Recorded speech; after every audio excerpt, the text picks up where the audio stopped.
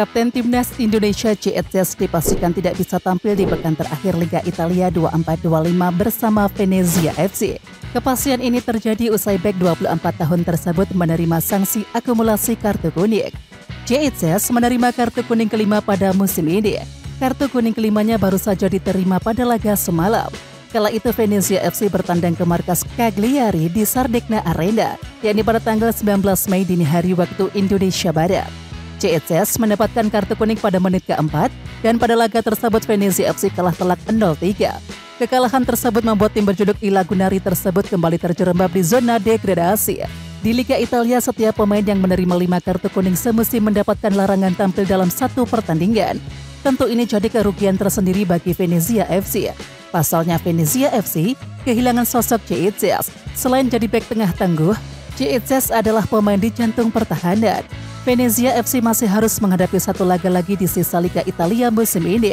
Mereka bakal menghadapi laga sangat berat menghadapi Juventus di kandang sendiri pada Minggu 25 Mei di Pierluigi Penzo Stadium.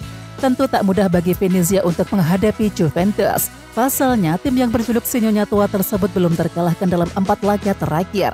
Meskipun begitu, absennya Cezes bakal jadi keuntungan bagi Timnas Indonesia. Ya, Cezes punya persiapan lebih panjang sebelum melakoni pemusatan latihan yang baru digelar pada tanggal 26 Mei 2025 di Bali. Netizen tanah air ternyata kena prank dari seorang TikTokers di Bali yang mengklaim Elkan Bagot akan bergabung dalam pemusatan latihan Timnas Indonesia. Klaim tersebut diberikan oleh seorang TikTokers dengan nama akun @davy82, di mana ia memberikan klaim itu saat mengunggah foto bersama Elkan Bagot di media sosial TikTok. Dalam unggahannya tersebut banyak yang bertanya apakah bek berusia 22 tahun tersebut akan bergabung dengan Timnas Indonesia atau tidak.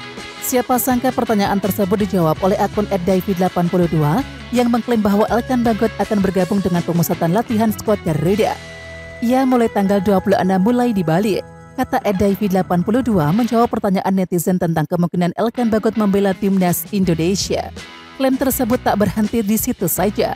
Akun @davy82 menyebutkan bahwa dirinya sudah bertanya langsung kepada Elkan Bagot saat keduanya bersuah foto, sehingga berani memberikan klaim tersebut. Iya, katanya udah mulai latihan. Kemarin sudah pada tanya. Bunyi komentar @davy82 menjawab pertanyaan netizen di unggahannya. Sayangnya klaim tersebut ternyata jauh dari kebenaran, usai nama Elkan Bagot tak masuk dalam daftar pemain yang dipanggil oleh Patrick Kluivert untuk pemusatan latihan di Bali. Ya, Patrick Kluivert sendiri belum lama ini telah mengumumkan 32 pemain yang akan dibawanya untuk pemusatan latihan di Bali pada tanggal 26 Mei mendatang. Dari 32 nama tersebut, 5 diantaranya adalah bek tengah dan juga tak ada nama Elkan Bagot dalam daftar pemanggilan tersebut. Meskipun begitu, banyak pula yang mendukung Timnas Indonesia yang meyakini absennya Elkan Bagot dari pemanggilan ini tak lepas dari keputusannya pada Maret yang lalu. Ya, sekedar informasi bahwa pada Maret yang lalu Elkan Bagot dilaporkan menolak panggilan Patrick Kluivert untuk membela Timnas Indonesia karena ingin fokus bersama Blackpool. Eredivisie musim 24-25 telah rampung, namun belum untuk 2 pemain Timnas Indonesia yang akan menentukan nasib tim mereka untuk tampil di kompetisi Eropa yakni UEFA Conference League. Ya, pekan terakhir Eredivisie telah terlaksana pada Minggu 18 Mei dan PSV Eindhoven telah mengunci gelar juara setelah memenangi Race dengan Ajax Amsterdam lewat keunggulan 1 poin.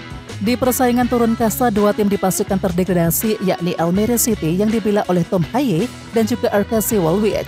Satu klub di peringkat 16 yakni Willem II akan menjalani play-off degradasi melawan tim dari Eerste Divisi.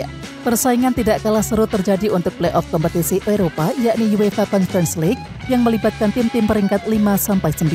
Pengecualian bagi Go Ahead Eagles yang finish di peringkat ke-7. Mereka sudah memasukkan tiket tampil di Europa League setelah menjadi jawara di KNVB Cup. Sehingga klub yang dipilih oleh Dean James tak ikut playoff UECL dan slotnya diberikan kepada peringkat ke-9 Heerenveen. Oleh karena itu, 4 tim akan berebut tiket ke UECL yakni AS Alkmaar peringkat ke-5, Twente pada peringkat ke-6, NEC Nijmegen ke-8, dan Heerenveen 9. Keempat tim akan melakoni play-off dengan format sistem gugur, di mana peringkat ke-5 akan bertemu peringkat ke-9 dan peringkat ke-6 bertemu dengan peringkat ke-8. Bagi pecinta sepak bola nasional, tentu yang menarik adalah pertemuan 2 pemain Timnas Indonesia, yakni Miss Haihus versus Calvin Verdong dalam laga Twente versus NEC Nijmegen. Pada laga pekan terakhir, Twente harus kalah 0-2 dari Ajax Amsterdam. Miss Haihas sendiri bertanggung jawab atas gol pertama Ajax Amsterdam karena melakukan pelanggaran kepada pemain Ajax di dekat kotak penalti. Penampilan Miss Haihas bahkan mendapatkan kritik dari komentator ESPN karena kesalahan pengambilan keputusan tersebut. Sementara itu, NEC Nijmegen lolos playoff setelah mencatatkan 3 kemenangan beruntun di Liga, di mana Calvin Verdong bermain selalu 90 menit di 3 laga tersebut. Bentrok antara Miss Haihas versus Calvin Verdong akan terjadi pada 22 Mei 2025. Kemudian salah satu dari mereka akan lolos ke final yang dilangsungkan pada tanggal 25 Mei 2025. Agenda tambahan ini tentu saja bakal jadi sedikit penghambat untuk bergabung ke TC Timnas Indonesia yang akan dimulai 26 Mei 2025 mendatang. Antara Miss ataupun Calvin yang bakal melaju ke final playoff UECL bisa jadi terhambat bergabung ke TC Timnas Indonesia. FC Twente harus menerima kekalahan pada laga terakhir lanjutan Liga Belanda atau Eredivisie saat bertandang ke markas Ajax Amsterdam. Pada laga ini Twente tumbang saat bertandang ke Amsterdam Arena Minggu 18 Mei. Salah satu gol dari Ajax Amsterdam terjadi berawal dari pelanggaran yang dilakukan oleh Miss Haihas di sisi kanan pertahanan Twente. Seorang pundit Kenneth Perez memberikan kritikan tajam pada pelanggaran tak penting dari Haihas. Menurutnya ini adalah kesalahan yang cukup serius dan benar-benar merugikan tim. Bahkan, dia mengkritik keras aksi Miss Haihas yang dianggap berlebihan saat mengamankan pertahanan Twente. Gol tersebut tercipta dari pelanggaran yang dilakukan oleh Haihas yang maaf untuk mengatakannya terbelakang, kata Perez kepada ESPN dari laman Twente Insight. Tidak sampai di situ, bahkan dia mempertanyakan apakah ini ada pengaruhnya dengan Timnas Indonesia.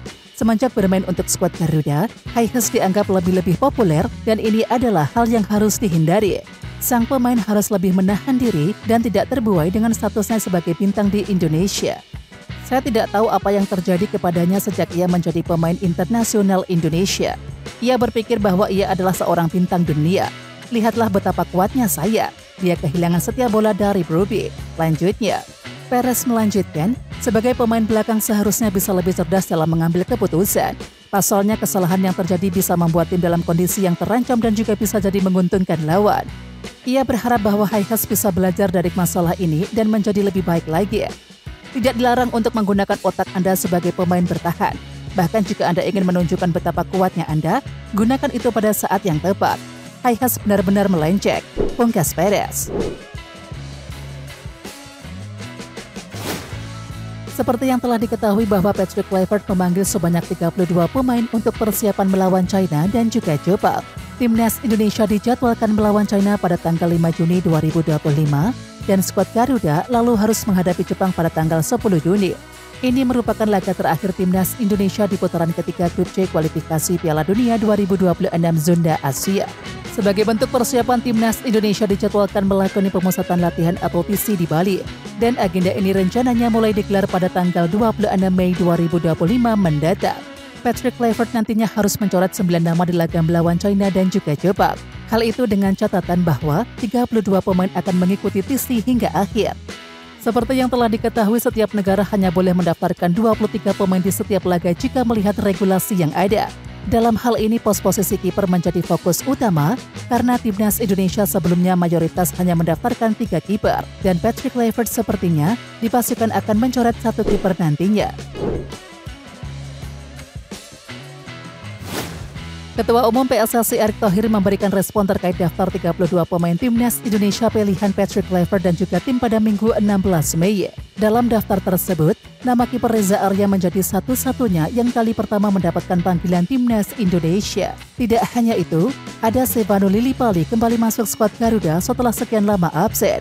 Sementara Ragnar Oratmangun yang selama ini menjadi andalan di sektor serang tidak masuk daftar karena sakit. Melalui unggahan di Instagram, Erick Thohir mengingatkan laga melawan China dan juga Jepang menentukan nasib Timnas Indonesia. Daftar pemain Timnas Indonesia yang akan menghadapi China dan Jepang pada kualifikasi Piala Dunia 2026 Zona Asia, kata Erick.